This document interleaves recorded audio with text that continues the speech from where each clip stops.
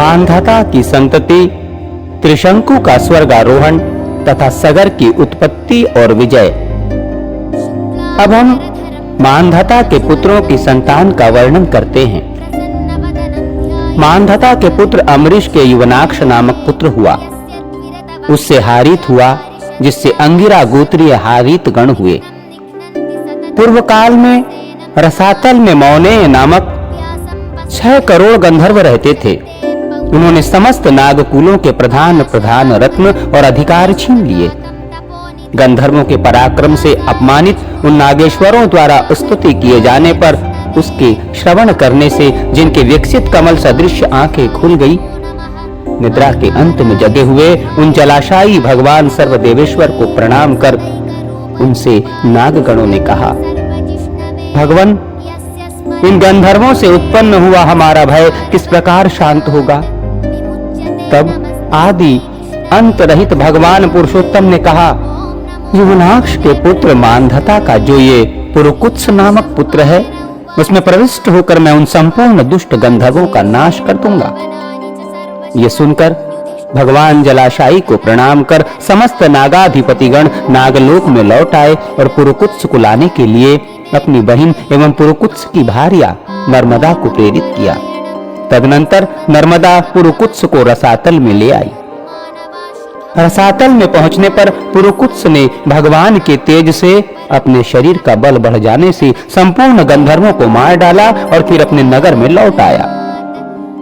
उस समय समस्त नागराजों ने नर्मदा को यह वर दिया कि जो कोई तेरा स्मरण करते हुए तेरा नाम लेगा, उसको सर्प विष से कोई भय न होगा। इस विषय में यह श्लोक भी है, नर्मदा को प्रातः काल नमस्कार है और रात्रि काल में भी नर्मदा को नमस्कार है। हे नर्मदे, तुमको बारंबार नमस्कार है, तुम मेरी विष और सर्प से रक्षा करो। इसका उच्चारण करते हुए दिन अथवा रात्रि में किसी समय भी अंधकार में जाने से सर्प नहीं काटता तथा इसका स्मरण करके भोजन करने वाले का खाया हुआ विष भी घातक नहीं होता। पुरुकुत्स को नागपतियों ने यह वर दिया कि तुम्हारी संतान का कभी अंत न होगा। पुरुकुत्स ने नर्मदा से त्रसदस्यु नामक पुत्र उत्पन्न किया। त्रसदस्यु से अनरण्य हुआ, जिसे दिग्विजय के समय रावण ने मारा था। अनरण्य के पुष्दक्ष के हर्यश्व, हर्यश्व के हस्त, हस्त के सुमना, सुमना के त्रिधनवा, त्रिधनवा के त्रयारुणी और त्रयारुणी के सत्यव्रत नामक पुत्र हुआ, जो पीछे त्रिशंकु कहलाया। वो त्रिशंकु चांडाल हो गया था। एक बार 12 वर्ष तक अनावृष्टि रही। उस समय विश्वामित्र मुनि के स्त्री और बाल बच्चों के पोषणार्थ तथा अपनी चांडालता को छुड़ाने के लिए वो गंगा जी के तट पर एक वट के वृक्ष पर प्रतिदिन मृग का मांस बांध आता था। इससे प्रसन्न होकर विश्वामित्र जी ने उसे सदेह स्वर्ग भेज दिया। त्रिशंकु से हरिश्चंद्र, हरिश्चंद्र से रोहिताक्ष, रोहिताक्ष से हरित, हरित से चंक्षु, चंक्षु से विजय और वसुदेव, विजय से रुरुक और रुरुक से वृक का जन्म हुआ।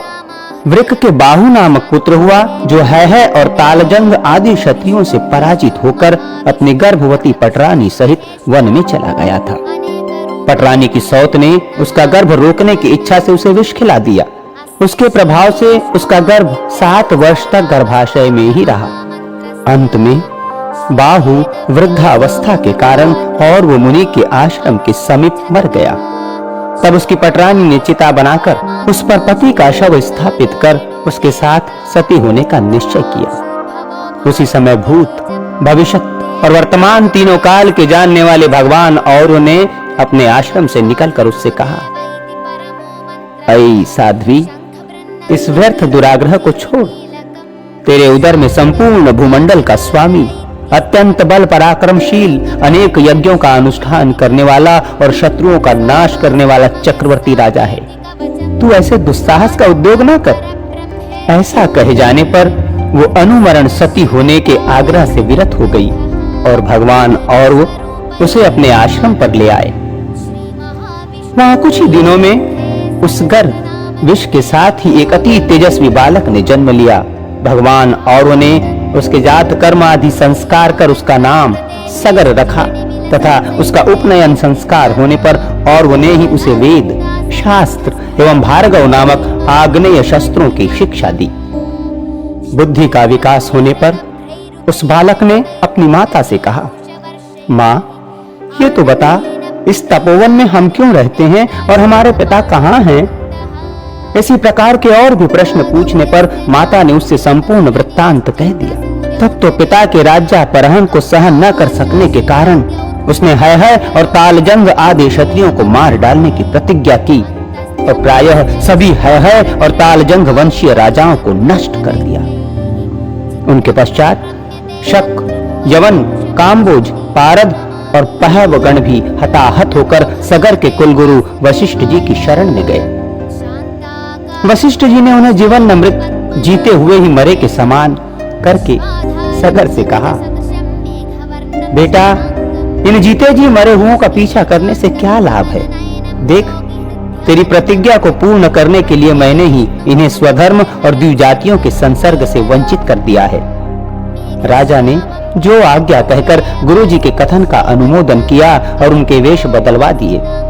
उसने यवनों के सिर मुड़वा दिए, शकों को अर्धमुंडित कर दिया, पारदों के लंबे लंबे केश रखवा दिए, पहवों के मूछधाड़ी रखवा दी तथा इनको और इनके समान अनन्यान्य क्षत्रियों को भी स्वाध्याय और षट्सकार आदि से बहिष्कृत कर दिया। अपने धर्म को छोड़ देने के कारण ब्राह्मणों ने भी इनका परित्याग कर दिया, अतः ये मलेच्छ हो गए। तदनंतर महाराज सगर अपनी राजधानी में आकर अप्रतिहत सैन्य से युक्त हो इस संपूर्ण सप्तद्वीपवती पृथ्वी का शासन करने लगे।